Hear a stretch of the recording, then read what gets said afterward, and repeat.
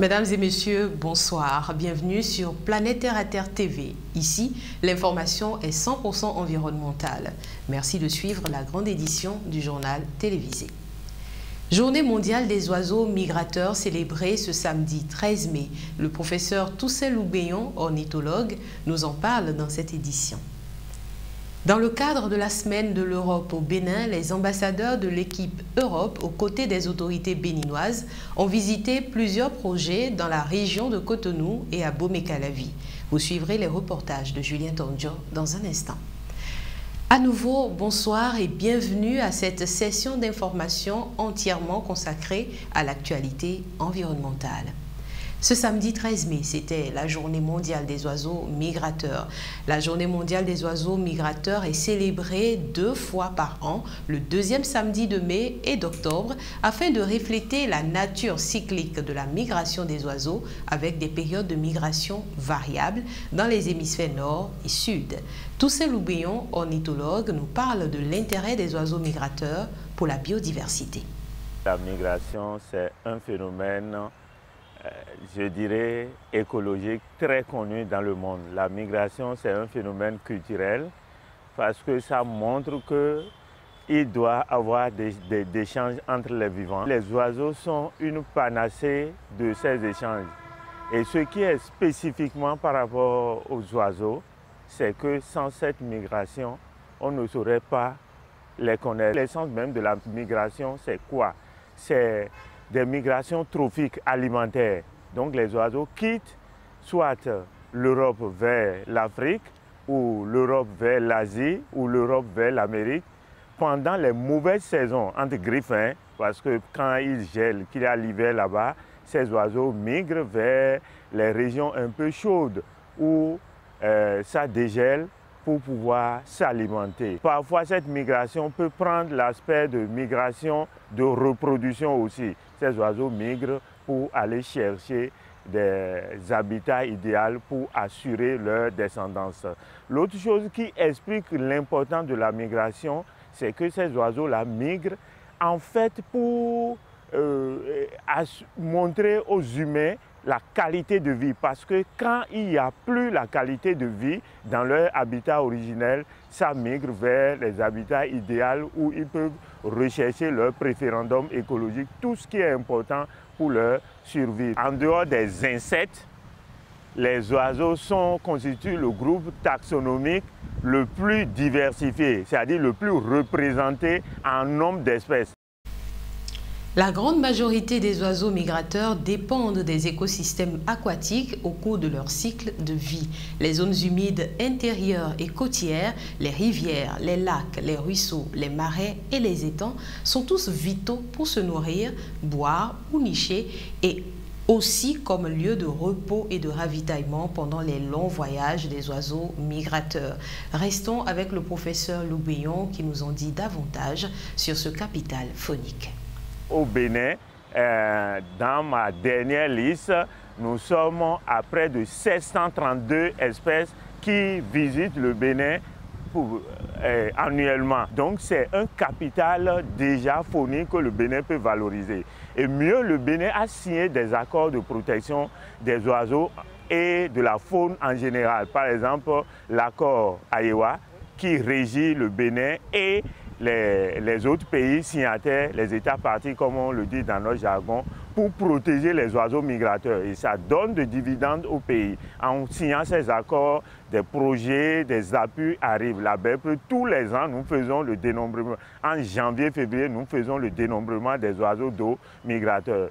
Et l'importance de la biodiversité aussi, c'est que les oiseaux assurent des fonctions écosystémiques, ce que nous appelons les services écosystémiques dans notre jargon.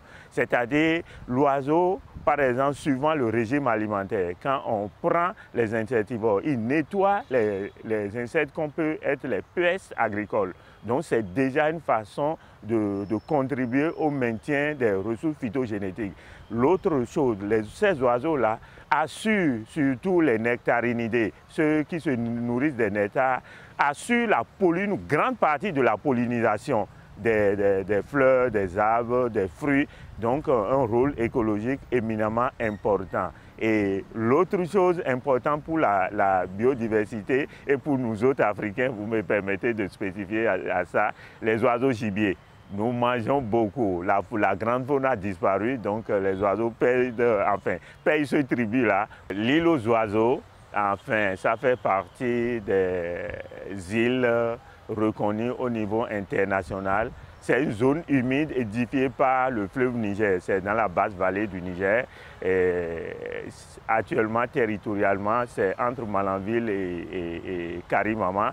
Et cette île aux oiseaux, comme je l'ai dit tantôt, accueille près de 80 espèces d'oiseaux migratrices qui quittent l'Europe, qui viennent séjourner dans cette partie du Bénin.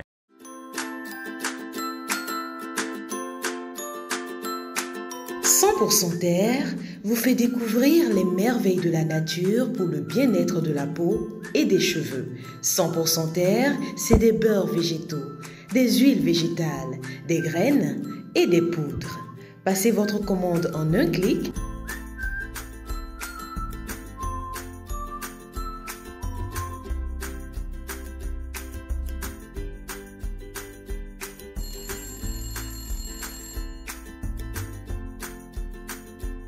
« 100% Terre, le bonheur est dans la nature. 100% Terre, un produit de Terre à Terre Bénin. » Dans le cadre de la Semaine de l'Europe au Bénin, les ambassadeurs de l'équipe Europe, aux côtés des autorités béninoises, ont visité des projets dans la région de Cotonou et Calavi. Le premier projet visité ce jeudi, c'est Safeveg. Il s'assure de la production locale de légumes sains pour les consommateurs d'Afrique de l'Ouest.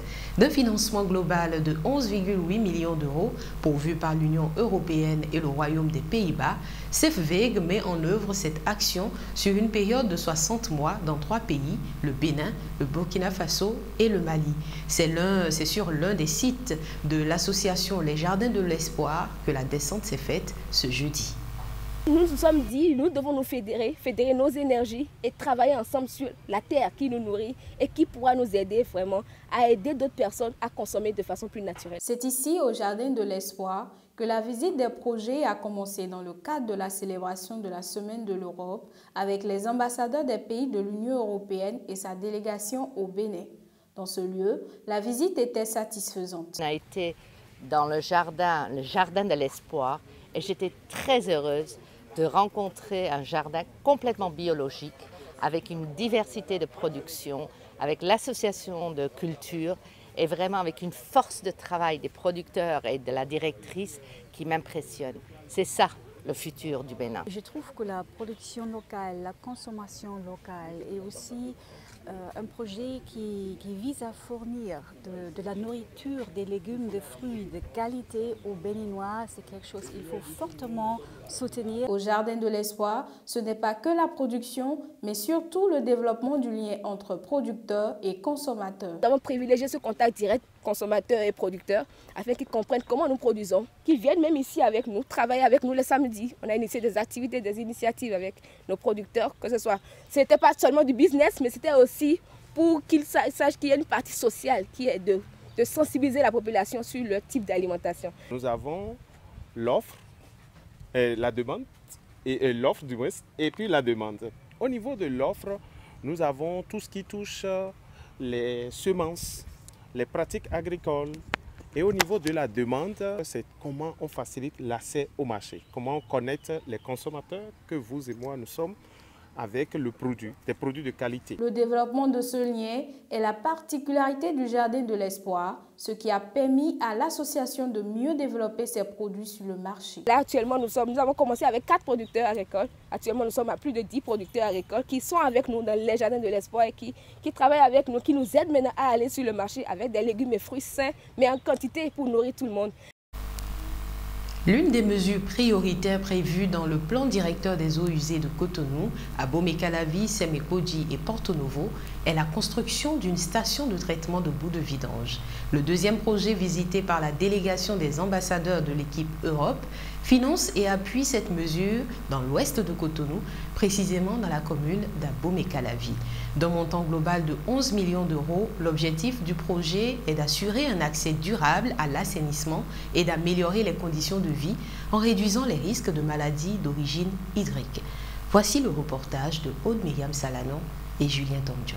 La question de la rentabilité économique de l'exploitation et aussi de l'utilisation durable de la station a été toujours au premier plan. Ici, dans la localité d'Adjagbo, dans la commune d'Abomey-Calavi, un site de traitement de boues de vidange est installé. Ce site facilite le traitement des eaux usées et des boues de vidange pour des fins utiles. Le projet a pour objectif l'amélioration du cadre de vie des populations de la grande agglomération de Cotonou, Abomey-Calavi et environ. Les ambassadeurs des pays de l'Union européenne au Bénin ont visité ce site dans le cadre de la Semaine de l'Europe.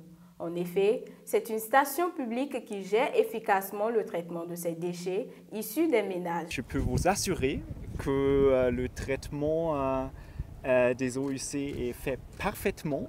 C'est vraiment une station, c'est la deuxième station publique au Bénin. Ce qui fait la particularité de ce projet, c'est qu'il vise l'amélioration des conditions de vie des populations en milieu urbain et rural. Ce projet ici vise à assurer un accès durable à l'assainissement et aussi d'améliorer les conditions de vie des populations et aussi en réduisant les risques de maladie. Mesdames et messieurs, nous sommes au terme de cette session d'information autour de l'actualité environnementale que je vous remercie d'avoir suivi avec beaucoup d'intérêt. Merci donc d'aimer, de partager et de vous abonner à notre chaîne Terre à Terre Bénin sur Facebook et sur YouTube. Contactez-nous également pour la couverture médiatique de toutes vos activités liées à l'environnement. Protégez l'environnement parce que l'environnement, c'est vous.